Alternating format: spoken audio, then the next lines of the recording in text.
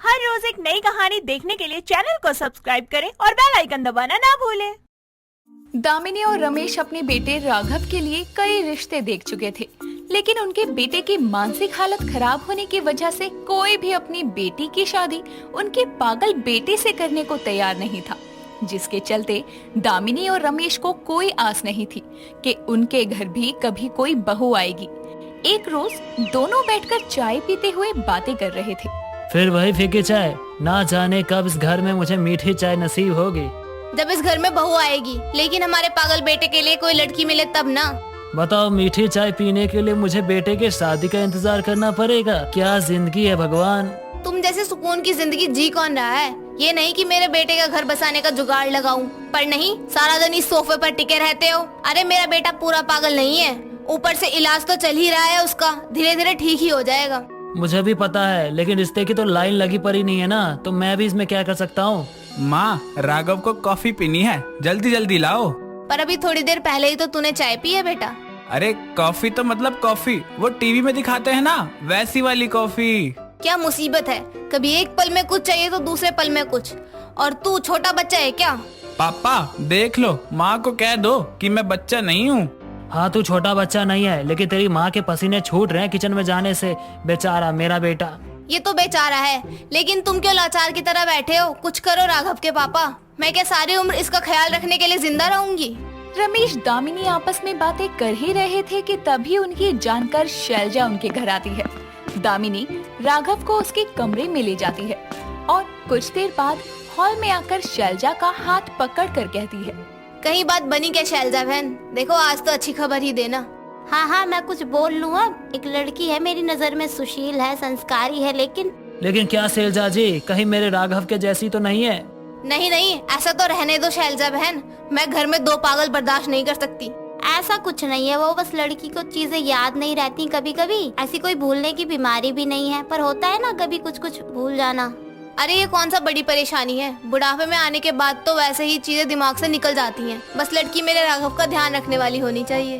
हाँ, तो ये रही लड़की की फोटो, देखकर अपनी राय बता दो, फिर मैं बात चलाती हूँ। इतना कहकर शैलजा दोनों को स्मृति नाम की लड़की की तस्वीर दिखाती है, जिसे देख दामिनी स्मृति को बहू के रूप में अपने बेटे के लिए स्वीकार करती है और फिर तुरंत ही रिश्ते के लिए हाँ कर देती है। तो उधर अपनी भुलक्कड़ बेटी के लिए रिश्ता आता देखकर उसकी माँ भी हाँ कर देती है और फिर 1 महीने के भीतर ही स्मृति और राघव की शादी हो जाती है। गृह प्रवेश करवाते हुए दामिनी कहती है, स्मृति बहू, राघव का हाथ पकड़कर दोनों अपना दाया पैर सबसे पहले घर में रखो। दामिनी के कहने पर भी स्मृति चुपचाप बस खड़ी इधर उधर देख रही थी कि तभी रमेश धीरे से दामिनी के कान में कहता है, कहीं बहू बहरी तो नहीं है दामिनी? कैसी मनुष्यत भरी बात कर रही हो, शैलजा बहन ने तो ऐसा कुछ नहीं कहा था। रुको आप। स्मृति बहू, आपने मुझसे कुछ कहा क्या? बहू, तेरा नाम स्मृति है तो फिर और किसे कहूँगी? अच्छा, मेरा नाम स्मृति है, विदाई के समय याद था, अभी भूल गई थी। मैं समझ गई आपने क्या कहा राघव जी, चलिए मेरा हाथ पकड़िए। क्या पकड़ू माँ? ये लड़की बहुत देर से मेरे साथ साथ है, मैं तो इसे जानता भी नहीं। जानती तो मैं भी नहीं, लेकिन शादी तो एक दूसरे को जानने के लिए ही हुई है ना, तो चलिए मेरे साथ अंदर। उसके प्यार से कहने भर से राघव उसका हाथ खुशी खुशी जोर से पकड़ लेता है और दोनों अंदर की ओर आते हैं। ये देखकर दामिनी और रमेश बहुत खुश होते हैं कि कम से कम उसने पागल बेटे का घर तो बसा ही दिया और इस बहाने से उसका परिवार भी पूरा हो गया। लेकिन आगे जो होना था वो कोई नहीं जानता था। अगली सुबह स्मृति तैयार होकर हॉल में बैठी फोन चला रही थी, तभी रमेश आकर उससे कहता है, बहू, सुबह की चाय बन गई हो तो ला दे दे बेटा। ओ हेलो बड़ऊ, मैं क्यों चाय बनाऊं? आपके मेरे ससुर लग रहे हैं। लगने वाली क्या बात है, मैं तो हुई तेरा ससुर। बहू, अरे दामिनी कहाँ हो, इधर आओ जल्दी। क्या हो गया, क्यों चिल्ला रहे हैं? क्योंकि तुम्हारी बहू भूल गई है कि मैं उसका ससुर हूँ। आप भी ना, क्या हुआ? बहू, आज तेरी पहली रसोई की रस्म है ना, तूने सोच लिया क्या बनाना है? पहले तो ये बताओ, तुम दोनों बुड्ढा बुड्ढी हो कौन? हे भगवान, एक दिन में सास ससुर को भूल गई। बहू, मैं तेरी सास हूँ, कल ही तो तेरा गृह प्रवेश करवाया था कलश गिरवा कर, याद कर। दामिनी की बात सुनकर स्मृति सर खुजाते हुए दिमाग पर जोर देती है और उसे याद आता है, अरे हाँ, कल ही तो मैं इस घर में बहू बनकर आई थी और आप दोनों के पैर भी छुए थे। मैं भी ना भूल जाती हूँ। अच्छा ससुर जी, मैं आपके लिए चाय लाऊं? नहीं बहू, मैं नुक्कर की दुकान पर जा रहा हूँ, वहीं चाय पी लूंगा, लेकिन जब वापस आऊँ तो तू ये मत भूल जाइयो कि मैं तेरा ससुर हूँ। नहीं नहीं ससुर जी, मैं हर बात नहीं बोलती। अच्छा सासू माँ, मैं नाश्ता बनाती हूँ जाकर। इतना कहकर वो बाथरूम की तरफ जाने लगती है तो दामिनी उसे टोकते हुए कहती है, अरे बहू, उस तरफ कौन सी रसोई है? रसोई तो इस तरफ है ना। अच्छा इस तरफ है? ओ, वो तो दिमाग से निकल गया। हे भगवान, कैसी भुलक्कड़ बहू है, रसोई का रास्ता भी भूल गई। मेरी तो किस्मत ही खराब है।